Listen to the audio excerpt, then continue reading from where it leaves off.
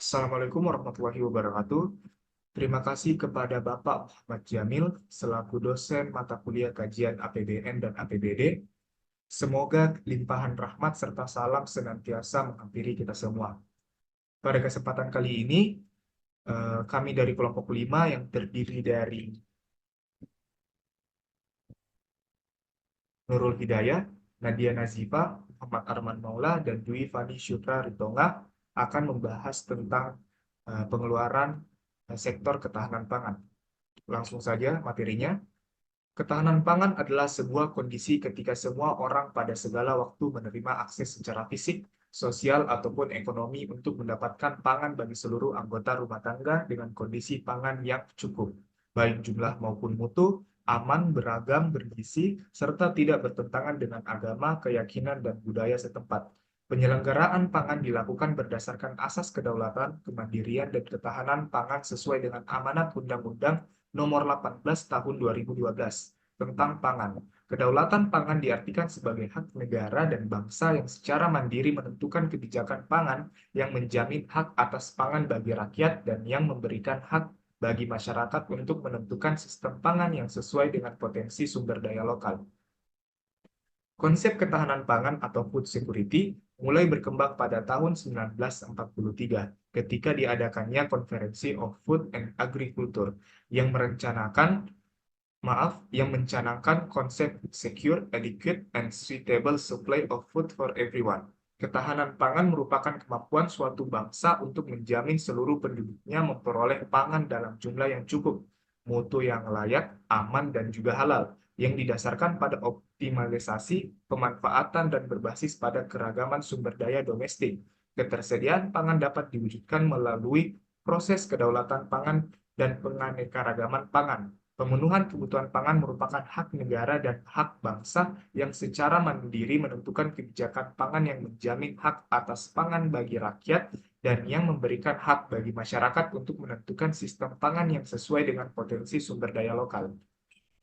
Adapun materi kedua mengenai strategi ketahanan pangan, kebijakan pembangunan bidang ketahanan pangan pada tahun kemarin, tahun 2023 diarahkan untuk peningkatan ketersediaan akses dan kualitas pangan baik pertanian maupun perikanan melalui yang pertama, meningkatkan produktivitas komunitas pangan strategis. Yang kedua, mendorong terciptanya sumber daya manusia, pertanian, dan perikanan yang berdaya saing dengan penguatan kelembagaan usaha atau korporasi, modernisasi, dan peningkatan penyuluhan.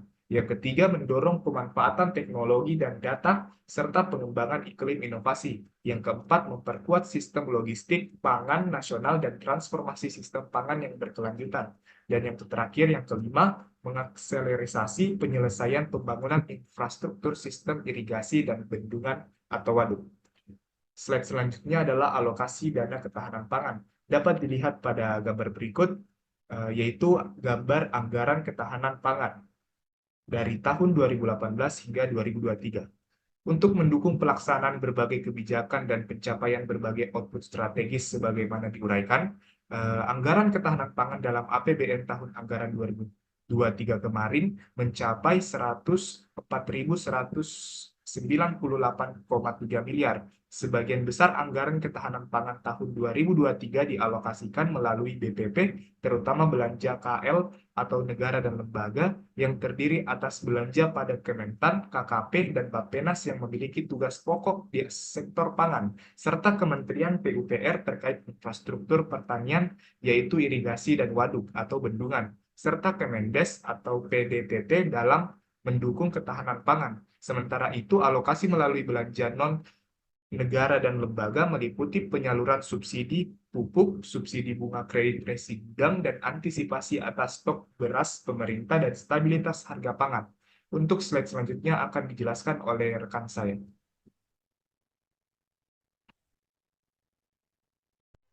Baik, terima kasih atas kesempatan yang diberikan. Di sini saya akan melanjutkan materi dari anggota kelompok kami, yang dimana tadi membahas tentang grafik perkembangan anggaran ketahanan pangan pada tahun 2023.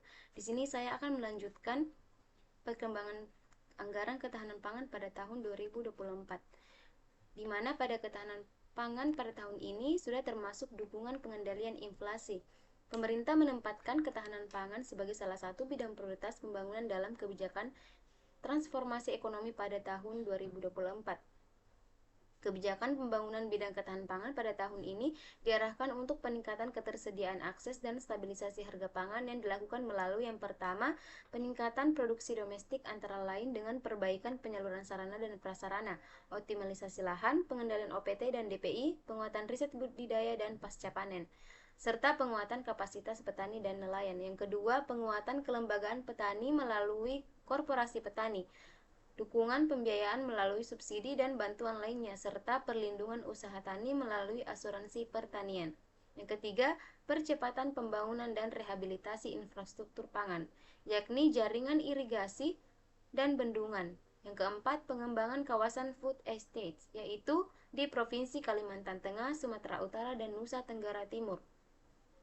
Dan yang kelima, yakni penguatan cadangan pangan nasional, yakni upaya peningkatan NTP dan NTN juga akan berlanjut di tahun ini, dengan target NTP dan NTN masing-masing pada kisaran 105 sampai 108 dan 107 sampai 110, sejalan dengan komitmen pemerintah dalam meningkatkan produktivitas sektor pertanian dan perikanan dalam rangka penguatan ketahanan pangan dan peningkatan kesejahteraan petani dan nelayan. Selain itu, pada tahun ini pengendalian inflasi juga akan menjadi fokus kebijakan fiskal pada tahun 2024 guna melindungi daya beli masyarakat dan menjaga akses pangan masyarakat sehingga tercapai kondisi ketahanan pangan. Kebijakan pengendalian inflasi atau stabilisasi harga pangan tahun 2024 yaitu yang pertama, menciptakan keterjangkauan harga, menjamin ketersediaan pasokan bahan pangan, menjaga kelancaran distribusi bahan pangan. Yang keempat, melakukan komunikasi efektif, antara lain melalui komunikasi kebijakan publik yang efisien dan penguatan koordinasi kebijakan pangan baik dengan Bappenas dan BUMN pangan. Adapun beberapa target output strategis bidang ketahanan pangan melalui BPP pada tahun 2024 adalah sebagai berikut. Yang pertama, kawasan padi sebanyak 2.503,500 hektar. Yang kedua, kawasan jagung sebanyak 60.000 hektar. Yang ketiga, kawasan kedelai sebanyak 184.650 hektar. Yang keempat, daging sapi atau kerbau sebanyak 405.440 ton, dan daging ayam atau itik dan daging ayam dan itik sebanyak 4.047.157 ton. Yang kelima, bantuan alat penangkap ikan ramah lingkungan sebanyak 17.000 unit. Yang keenam, chest freezer 300 unit. Yang ketujuh, pelatihan masyarakat kelautan dan perikanan yakni 29.173 orang. Yang kedelapan, rehabilitasi saluran tambak sebanyak 10 unit. Kesembilan, gerakan pangan murah di 514 lokasi. Yang kesepuluh, pembangunan jaringan irigasi seluas 4.000 hektar. 11, pembangunan bendungan sebanyak 17 unit dan pembangunan bendungan baru sebanyak 1 unit, serta rehabilitasi jaringan irigasi seluas 38.000 hektar dan irigasi tersier sebanyak 4.263 unit. Selanjutnya yakni tantangan krisis pangan di Indonesia. Indonesia sebagai negara besar dengan populasi 273,8 juta jiwa pada tahun 2021 menghadapi tantangan serius dalam hal ketahanan pangan. Krisis pangan merupakan masalah yang mempengaruhi jutaan penduduk Indonesia, sekaligus ketahanan pangan negara Indonesia. Data dari Badan Pusat Statistik menunjukkan bahwa tingkat ketimpangan pangan di Indonesia meningkat dalam beberapa tahun terakhir. Adapun beberapa tantangan yang dihadapi yakni yang pertama, malnutrisi. Terjadi baik dalam bentuk kekurangan gizi maupun kelebihan gizi yang tidak seimbang. Salah satu aspek utama yang terkait dengan krisis pangan di Indonesia adalah sektor pertanian. Pertanian memiliki peran yang penting dalam penyediaan pangan bagi penduduk, namun pada sektor pertanian di Indonesia masih menghadapi berbagai tantangan seperti minimnya teknologi pertanian yang modern, keterbatasan akses pasar, kendala dalam penggunaan lahan, serta perubahan iklim yang mempengaruhi hasil panen. Yang kedua yakni rendahnya inovasi dan dukungan pembiayaan yang diberikan kepada sektor pertanian yang menjadi faktor penyebab krisis pangan. Yang ketiga, tingkat kemiskinan di Indonesia memiliki dampak sosial dan ekonomi yang signifikan. Tingkat kemiskinan di Indonesia memiliki keterkaitan yang erat dengan masalah krisis pangan. Kelompok masyarakat yang berada dalam kondisi miskin seringkali tidak mampu memenuhi kebutuhan pangan yang cukup sehingga menghadapi resiko malnutrisi. Selanjutnya, harga pangan yang tinggi yang dapat mempengaruhi daya beli masyarakat. Ketika harga pangan naik, masyarakat dengan pendapatan rendah akan semakin sulit untuk memenuhi kebutuhan pangan mereka. Selanjutnya, solusi tantangan krisis pangan di Indonesia. Agar dapat mengatasi krisis pangan di Indonesia, diperlukan pendekatan yang bersifat holistik dan kolaboratif. Beberapa langkah yang dapat diambil antara lain: yang pertama, peningkatan inovasi dan dukungan pembiayaan dalam sektor pertanian dengan memberikan akses yang lebih mudah bagi para petani mendapatkan modal, teknologi pertanian, dan pelatihan. Yang kedua, peningkatan ketahanan pangan melalui diversifikasi usaha pertanian, pengembangan sistem irigasi, dan pemanfaatan lahan yang tepat. Yang keempat, peningkatan akses pasar bagi petani dan pembukaan pasar baru untuk produk pertanian Indonesia. Yang keempat, peningkatan kebijakan dan regulasi yang mendukung sektor pertanian seperti peningkatan kualitas benih, perlindungan tanaman, dan insentif bagi petani yang berinovasi. Dan yang terakhir, peningkatan kesadaran masyarakat akan pentingnya gizi seimbang dan pola makan yang sehat melalui kampanye edukasi dan sosialisasi.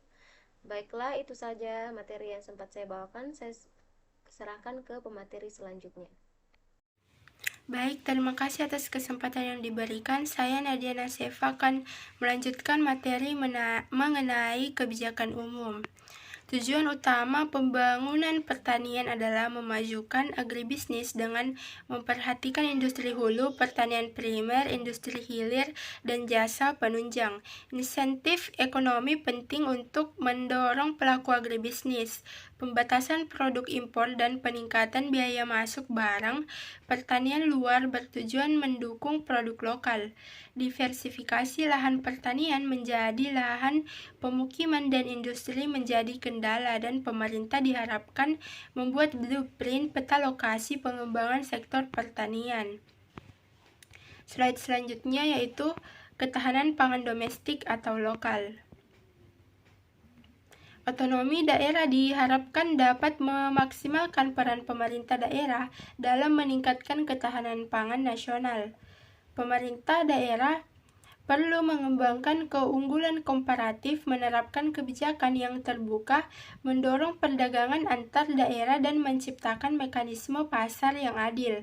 Dengan memperhatikan beberapa asas kebijakan ketahanan pangan di daerah tersebut, beberapa hal yang perlu dilakukan oleh pemerintah daerah tersebut diantaranya meliputi: yang pertama, pemerintah daerah perlu menyadari akan pentingnya memperhatikan masalah ketahanan pangan di wilayahnya. Yang kedua, perlunya apresiasi tentang biaya, manfaat, dan dampak terhadap pembangunan wilayah dan nasional. Program peningkatan ketahanan pangan. Yang ketiga, pemerintah daerah perlu menyusun perencanaan dan strategi untuk menangani masalah. Yang keempat, perlu dikembangkan suatu wadah untuk saling tukar-menukar informasi dan pengalaman dalam menangani masalah. Slide selanjutnya yaitu pengembangan teknologi pertanian. Pengembangan teknologi dalam meningkatkan efisiensi akan mencakup teknologi pengembangan sarana produksi atau benih, pupuk, dan insektisida, teknologi pengolahan lahan atau traktor, teknologi pengendalian hama terpadu atau PHT, teknologi pengelolaan air, teknologi budidaya atau cara tanam, jarak tanam, pemupukan berimbang, pola tanam, pergiliran varietas, dan teknologi pengolahan hasil. Teknologi pertanian berperan penting dalam mendukung pengembangan pertanian pangan di area pengembangan baru atau ekstensifikasi. Pengembangan lahan pertanian baru menurut kondisi agroekosistemnya dapat dibedakan menjadi: yang pertama, lahan sawah cetakan baru; yang kedua, lahan kering atau ladang atau di bawah naungan; dan yang ketiga, lahan rawa atau pasang surut dan lebak. Sekian materi yang saya sampaikan. Baiklah, perkenalkan, nama saya Dwi Vanishura Ritonga, perwakilan dari kelompok 5. Di sini saya akan melanjutkan materi dari Nadia Nasifah. materi selanjutnya yaitu diversifikasi produksi pangan. Diversifikasi produksi pangan merupakan aspek yang sangat penting dalam ketahanan pangan. Diversifikasi produksi pangan bermanfaat bagi upaya peningkatan pendapatan petani dan memperkecil resiko berusaha. Diversifikasi produksi secara langsung ataupun tidak juga akan mendukung upaya penggerakan pangan, diversifikasi konsumsi pangan yang merupakan salah satu aspek penting dalam ketahanan pangan. Ada dua bentuk diversifikasi produksi yang dapat dikembangkan dan dalam mendukung ketahanan pangan, yaitu yang pertama, diversifikasi horizontal. Diversifikasi horizontal itu mengembangkan usaha tani komoditas unggulan sebagai core of business, serta mengembangkan usaha tani komoditas lainnya sebagai usaha pelengkapan untuk mengoptimalkan pemanfaatan sumber daya alam, modal dan tenaga kerja keluarga, serta memperkecil terjadinya risiko kegagalan usaha. Yang kedua yaitu diversifikasi regional. Diversifikasi regional yaitu mengembangkan komoditas pertanian unggulan perspektif lokasi dalam kawasan yang luas menurut kesesuaian kondisi agroekosistemnya. Dengan demikian akan mendorong pengembangan sentra-sentra produksi pertanian di berbagai wilayah serta mendorong pengembangan perdagangan antar wilayah. Materi yang kedua yaitu ada pola produksi dan konsumsi. Produksi pangan di Indonesia tersebut menurut kondisi agroekosistem dan geografinya, sedangkan lokasi konsumen tersebar di seluruh pelosok tanah air, baik yang tinggal di daerah perkotaan maupun pedesaan. Dengan demikian, aspek transportasi dan distribusi pangan menjadi sangat penting dalam rangka penyediaan pangan yang merata bagi masyarakat. Pengembangan teknologi pasca panen mempunyai peran untuk mengembangkan produksi product development, di mana bahan pangan yang mempunyai nilai tumbuh tambah rendah dapat diolah menjadi berbagai bentuk olahan yang bernilai tambah tinggi. Pada saat yang sama, pendapatan dan kesempatan kerja di pedesaan. Sebagai contoh, ubi kayu dapat diolah menjadi berbagai macam produk seperti tapioka, tepung, chips, geplek, sayur pink, mie, dan alkohol. Melalui pengelolaan sekunder, tapioka atau tepung singkong dapat diolah antara lain menjadi roti, kue, lem, dan bahan kosmetik dan bahan farmasi. Adapun kesimpulan yang dapat kita ambil pada materi kelompok kami yaitu berdasarkan uraian dari hasil studi tersebut, maka dapat disimpulkan bahwa untuk menjamin keberlanjutan ketahanan pangan melalui peningkatan ketersediaan pangan nasional terutama beras sekaligus peningkatan kesejahteraan petani diperlukan kebijakan perlindungan petani dengan memperbatas impor produk pertanian, namun hendaknya didukung peningkatan produktivitasnya produk pertanian nasional. Selain itu, untuk daerah penghasil pertanian lainnya perlu dilakukan peningkatan produktivitas dan luas panen baik dengan perluasan lahan maupun peningkatan intensitas tanam per tahun dengan jaminan ketersediaan irigasi dan input pertanian. Krisis pangan di Indonesia merupakan tantangan serius yang membutuhkan perhatian dari semua pihak. Dalam mengatasi masalah ini, dibutuhkan kerjasama antar pemerintah, sektor pertanian, masyarakat, dan juga pihak yang lainnya. Dengan adanya tindakan dan solusi berkelanjutan, diharapkan krisis pangan dapat diatasi dan masyarakat di Indonesia juga dapat menikmati pangan yang cukup, bergizi, dan terjangkau. Itulah materi dari kelompok kami. Sekian dan terima kasih. Wassalamualaikum warahmatullahi wabarakatuh.